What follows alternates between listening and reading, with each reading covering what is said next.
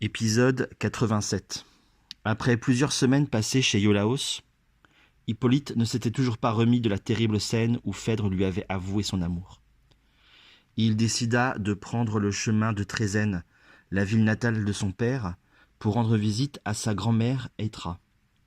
De sombres pensées l'habitaient, et plus il approchait de la ville, plus il incitait ses chevaux à ralentir le pas.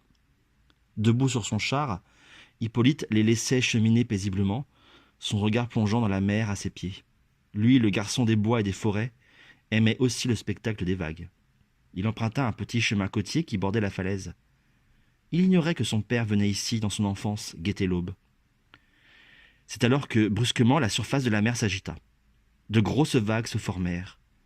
De ces rouleaux surgit soudain le plus affreux des monstres marins, une gueule béante, une queue couverte d'écailles, fouettant la mer, un corps hérissé de piquants venimeux. La bête bondit si vite et si près que les chevaux, terrorisés, se cabrèrent. Hippolyte n'eut pas le temps de réagir.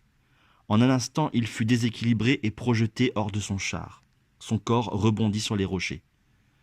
Le monstre marin envoyé par Poséidon ayant accompli sa mission, il replongea dans les profondeurs de la mer. Les vagues se calmèrent. Le drame s'était déroulé si vite qu'on aurait pu croire à un rêve. Mais le corps d'Hippolyte gisait là, déchiqueté sur les rochers de la falaise. Les chevaux hennirent, puis ils se dirigèrent lentement vers Trézène. En apercevant le char vide, les habitants devinèrent quelque drame. Hélas, ils arrivèrent trop tard. Le jeune homme avait succombé à ses blessures. La nouvelle parvint rapidement à Athènes. Thésée ne versa pas une larme en apprenant la mort de son fils.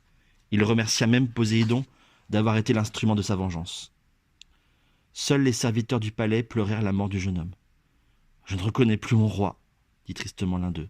« Tout est arrivé par la faute de cette maudite Phèdre », chuchota un second. « C'est cette peste d'Énone qui a tout manigancé », marmonna un troisième. En secret, quelqu'un d'autre pleurait la mort d'Hippolyte. C'était Phèdre. « Va-t'en, Énone, va-t'en, te dis-je » sanglotait la jeune reine. « Soyez maudite, toi et tes manigances. Hippolyte est mort par ma faute. Quitte cette chambre et ne reparais plus jamais devant moi. » Après avoir chassé sa nourrice, Phèdre s'enferma et demanda à ce qu'on ne la dérange pas. Mais Thésée était impatient d'annoncer à sa femme que son honneur était vengé. Il pensait que la mort d'Hippolyte la guérirait de son mal. Après avoir trouvé la porte de la chambre de Phèdre fermée à plusieurs reprises, il exigea qu'on lui ouvre. « La reine a interdit qu'on la dérange ?» bredouilla une servante en tremblant. « Je sais, » cria Thésée, « mais enfin, qui est le roi ici ? Va annoncer à ta maîtresse que je veux la voir pour lui porter une bonne nouvelle. » La servante céda et entra chez Phèdre. Un grand cri retentit.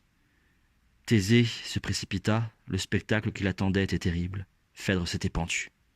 À ses pieds était posée une lettre. Il la saisit d'une main égarée et lut. « Je t'ai menti.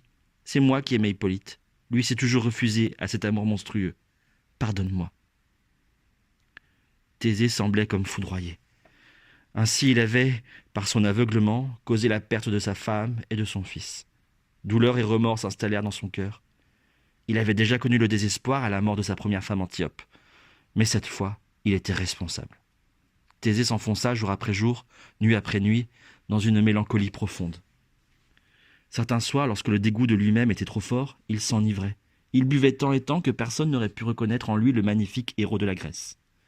Ni celui qui avait chassé les brigands, ni celui qui avait vaincu le Minotaure, encore moins le sage, protecteur d'Édipe qui avait apporté la prospérité et la paix à Athènes. Il n'était plus qu'un homme sans volonté, sans force et sans cervelle. C'est ainsi qu'il se retrouva sous une bien mauvaise influence, celle d'un homme dénommé Pirithos. L'homme n'inspirait confiance à personne, il ne regardait jamais les gens en face. C'était un beau parleur qui confondait les paroles et les actes. Pirithos avait une grande admiration pour Thésée, et ce ne fut pas difficile pour lui de gagner son amitié. Il se vanta d'un ou deux exploits, entraîna Thésée dans une ou deux bagarres, et le tour fut joué. Désormais, on ne croisait plus jamais Thésée sans Pirithos. Ils étaient toujours entre deux vins. Thésée se confiait à lui et pensait pouvoir compter sur lui. Et Pirithos se vantait dans toute la ville d'être capable d'inciter Thésée à faire tout ce qu'il voulait.